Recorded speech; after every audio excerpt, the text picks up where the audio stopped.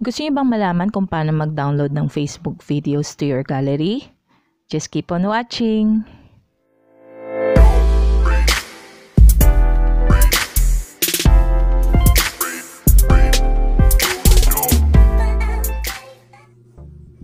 To start, punta tayo sa Facebook page natin.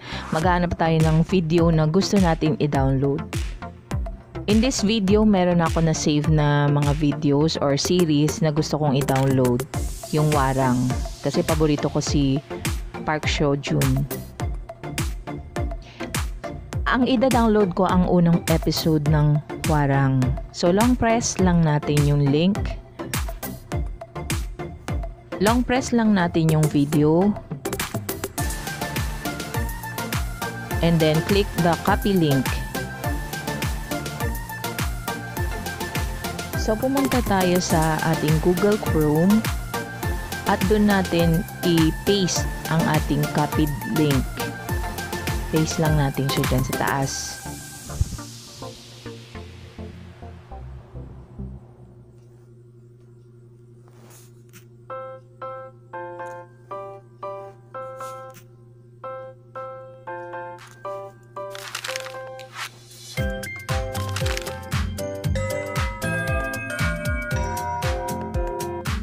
Tayo ng basic, word basic after the letter M,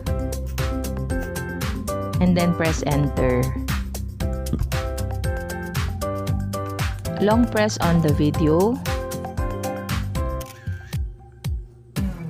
and then yung download link, click lang po natin yun. So magi-start na mag-download ang ating video. Makikita nyo dyan sa ilalim yung word na downloading file. Tapos yung details niya, pwede din natin yun i-click para makita natin ang progress ng video. So, ayan. So, nagda-download na siya depending on your connection. Kung gaano katagal, gaano kabilis. Hintayin lang po natin yun.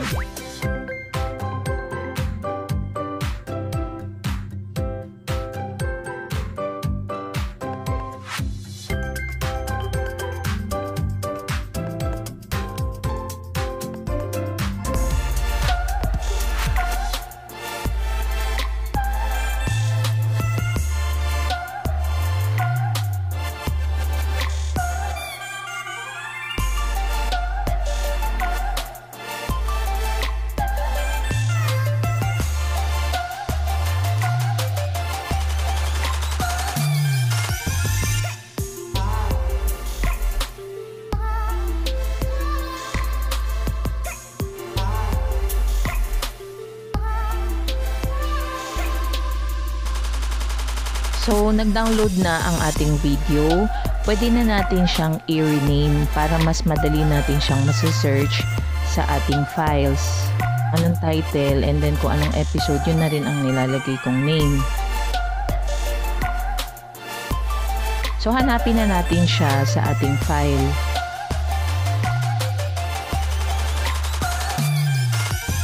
Check natin kung saan siya na-save sa downloads. So, ayun yung Warang 1. Click lang po natin yun.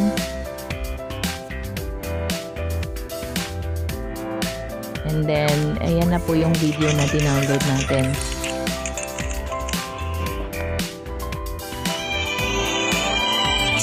So, ganun lang po kasimple kung paano mag-download ng Facebook videos na napapanood nyo kung kailan nyo gusto. Pwede nyo i-stop, pwede nyo balik-balikan. So, I hope you like this tutorial and thank you for watching.